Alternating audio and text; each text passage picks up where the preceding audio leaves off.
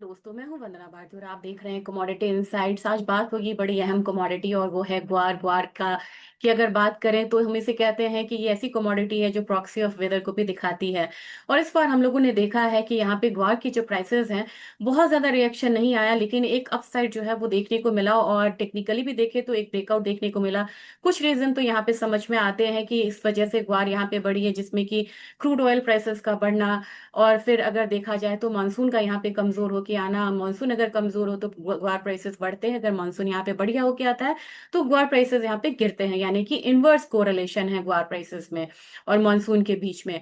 लेकिन ओवरऑल देखा जाए तो अगर और भी फैक्ट्स को अगर हम चेक करें कि और फैक्ट्स यहाँ पे क्या है जो प्राइसेस को मूव कर रहे हैं, तो आपको पता चलेगा कि इन्वेंट्रीज भी कहीं ना कहीं इसके लिए रिस्पॉन्सिबल है। और ये जो अपसाइड जो आया है, ये भी बात चिंता दर्शा रहा है कि ये जो अपसाइड है अभी भी लिमिटेड है, क्योंकि काफी मात्रा में अगर देखा जाए तो कैरी फॉरवर्ड जो है वो मौजूद है किसान भाइयों के पास। तो अगर ओवरऑल हम ग्वार का ग्लोबल मार्केट साइज देखें, क्योंकि आज हम बात सिर्फ इंडिया की नहीं करेंगे, भारत की, तो ओवरऑल 2026 में अनुमान है कि ये करीब करीब आप इसको मान के चलिए कि 1.7 बिलियन डॉलर तक का जो एक इसका व्यापार है, यानी कि इसकी मार्केट है, वो बढ़ सकती है यहाँ पे। और अगर देखा जाए तो इसके जो प्रयोग है वो आप इसको विस्फोटक से लेके एक आप कह सकते हैं कि कॉस्मेटिक से लेके आप बहुत सारी चीजों में है, खाने में यूज होता है। और क्रूड ऑयल का जो फ्रैकिंग होता है वो तो इसका मेन मतलब थिकनर के रूप में इसका प्रयोग है। ओवरऑल देखेंगे कि अभी क्या जो है सोर्स ऑफ डिमांड क्या बना हुआ है, तो क्रूड ऑयल फ्रैक्चरिंग में ही इसकी डिमांड है और क्लीन लेवल फूड में इसकी डिमांड जो है वो बनी हुई है। अभी थोड़ा कॉन्टेक्स्ट जो है वो परेशान कर रहा है, क्योंकि जो फ्रेट चार्जेस हैं वॉर होने की वजह से यहाँ पे बढ़ता हुआ नजर आया है। और लेकिन फ्रैकिंग की मांग जो है वो स्थिर, और मैं दिखाऊंगी कि कैसे रेक काउंट्स यहाँ पे इसके डिमांड को बढ़ा रहा है। अब यहाँ पे निर्यातक देश हमारे जर्मनी है, यूएस है, चीन है, नॉर्वे है। यहाँ पे जो अनुमानित स्तर है, मतलब 2026 में एक बार एक्सपोर्ट जो है वो थोड़ा बाद में इंप्रूव होता हुआ दिख सकता है। ग्वारमील ग्वारगम में अगर देखेंगे तो जर्मनी से लेके रूस जो है वो ज्यादातर जो है वो हमारे खरीदार है, लेकिन अब यूएस जो है वो सबसे आगे है। अब मेन जो नियर टर्म रिस्क हमारा है ग्वार सेक्टर में क्या बढ़ रहा है, यह है कि माल भाड़ा और बुआई का रकबा। अगर बुआई का रकबा इस तरह बढ़ता है तो प्राइसेस पे दबाव आएगा। तो क्या कमजोर मानसून में ये रकबा बढ़ता हुआ नजर आएगा, इस पे ही यहाँ पे एक बारी हम ध्यान देंगे। अब थोड़ा सा अगर इसका लेखा जोखा करें कि किस तरीके से अभी मार्केट में इसके स्टॉक्स हैं, तो जो अपना कैरी फॉरवर्ड था पहले का 25-30 लाख बोरी के करीब है, मतलब लगभग लगभग आप मान लीजिए तो 2.5 लाख से 3 लाख टन का है। जो नया उत्पादन 25-26 का था ये ज्यादा था, 75 से 80 लाख बोरी का था। तो कुल जो उपलब्धता है ये करीब करीब 100 से 110 लाख बोरी की है। अगर हम अपना कंजम्पशन देखेंगे यहीं पे आपको ये है, हमारा जो लोकल कंजम्पशन है ये काफी कम है, 10 से 12 लाख बोरी है। और अगर आप देखेंगे निर्यात हम क्या करते हैं, यहाँ पे दिक्कत आती है, क्योंकि ज्यादातर हम यहाँ पे निर्यात कर रहे हैं, 55 से 60 लाख बोरी का निर्यात यहाँ पे हो रहा है। और यहीं पे मेन पंगा आ रहा है, क्योंकि यहाँ पे आपको शिपमेंट्स की प्रॉब्लम हो रही है, सप्लाई डिसरप्शंस हैं। और अगर मतलब कि ये युद्ध की वजह से अगर मांग कम होती है तो वो भी एक असर जो है आएगा। तो निर्यात मांग आपको पता चल गया कि जो घरेलू मांग है उससे 5 गुना है, यहाँ पे ज्यादा है। और यहाँ पे अगर कमी आती है इसलिए प्राइसेस बहुत ज्यादा बढ़ता हुआ नजर नहीं आता है।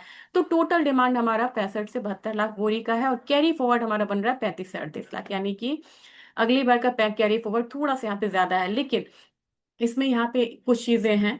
अभी अभी अगर देखा जाए तो राजस्थान और गुजरात में अगर देखें तो मंडियों में यहाँ पे ग्वार का दैनिक आवक आवक जो है वो कम हुआ है। किसान भाई ने अभी स्टॉक को थोड़ा रोका हुआ है, बेहतर भाव का वो इंतजार कर रहे हैं। मजबूत कच्चा तेल मुझे नहीं लगता कि बहुत ज्यादा असर इस पे डालता है। असर तब आता है जब इसके रिग काउंट्स बढ़ते हैं, यानी कि बढ़ते तेल के भाव से प्रोडक्शन बढ़ने की उम्मीद है। जब प्रोडक्शन बढ़ेगा तब जाके आपको यहाँ पे ग्वार का जो भाव है वो बढ़ेगा। तो अभी तक क्या था, हमारे पास स्ट्रैटेजिक रिजर्व बड़े थे तो भाव बढ़ता भी था क्रूड ऑयल का, तो क्या होता था कि इन्वेंट्री में से निकल जाता था। लेकिन अब इन्वेंट्री ही ग्लोबल यहाँ पे इतनी कम हो चुकी है कि नए क्रूड के उत्पादन की जरूरत है। तो ऐसे में यहाँ पे ग्वार का भाव बढ़ता हुआ नजर आएगा। बढ़ती मील मांग, अब यहाँ पे मील का मांग भी जो स्प्लिट है वो मतलब मील के डिमांड से भी जो डिमांड है वो बढ़ के आ रहा है। और उसके बाद है आपको मॉनसून की अनिश्चितता, इसने एक बहुत बड़ा ट्रिगर दिया है। और जब से आपने देखा है कि स्काई मेट का आईएमडी का अनुमान आया है, तब से ग्वार प्राइसेस में एक हायर साइड है।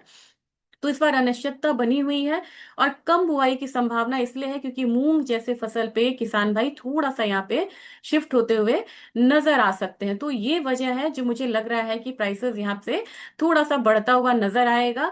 अब मतलब कि जब हम यहाँ पे बात कर ही लिए हैं इन सब चीजों की, फैक्टर्स की, तो हमें यहाँ पे ध्यान देना होगा, थोड़ा सा यहाँ पे ध्यान देना होगा रिक काउंट्स पे, क्योंकि रिक काउंट्स पे अगर आप देखेंगे तो रिक काउंट से आप जानेंगे कि सीधा सीधा संबंध इसका है कि अगर ये बढ़ेगा तो ग्वार प्राइसेस आपको बढ़ते हुए नजर आएंगे। और अभी रिक काउंट्स कितना है, आपने देखा कि मार्च में यहाँ पे ये हमारा जो ग्रीन है ये ऑल रिक्स काउंट है, ये यहाँ पे 553 था, कम होते होते 543 तक आ गया। अब यहाँ पे जैसे जैसे क्रूड ऑयल प्राइसेस, ये आपको रेड में क्रूड ऑयल प्राइसेस है, ये बढ़ता हुआ जैसे जैसे नजर आ रहा है, वैसे वैसे अब रिक काउंट्स जो है कितना कम हो गया था, 543, यहाँ से बढ़ते बढ़ते ये आ गया है 551। उम्मीद है कि ये रिक काउंट्स जो है वो बढ़ेंगे और जैसे जैसे ये बढ़ेगा प्राइसेस पे एक अच्छा इम्पैक्ट आएगा। लेकिन मैंने बहुत ज्यादा आपको क्यों नहीं बोला कि प्राइस पे मतलब वो देने के लिए बहुत ज्यादा ये नहीं बोला कि यहाँ पे ये चीज मतलब बहुत ज्यादा बढ़ती हुई नजर आएगी, क्योंकि अगर ओवरऑल अगर आप देखेंगे तो रिक काउंट्स थोड़ा सा आप आगे बढ़िए, जैसे ही आप 3 साल जाएंगे ना पीछे, तो 3 साल पीछे जाएंगे तो देखिए 711 के करीब था ये। अगर आप 500 पे 5 ईयर्स पे जाएंगे, 5 ईयर्स पे, तो आपको 784 रिक काउंट्स जो थे वो खुले हुए थे। अब 784 जो बिल्कुल पीक पे था, ये आपको रशिया यूक्रेन वॉर वाला समय है, और वहां से जो हम लोगों ने इसमें लगातार डाउनसाइड आता हुआ देखा, तो 780 से ये मतलब 540 तक पहुंच गया और बिल्कुल रेंज में है।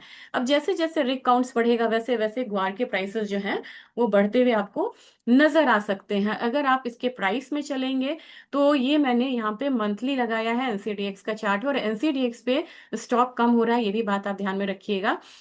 तो लगातार 3 महीने से हम लोगों ने एक अपसाइड आता हुआ देखा है 5200 से, करीब करीब ये हमारा जो गया है ये हाई लगा है 6000 का।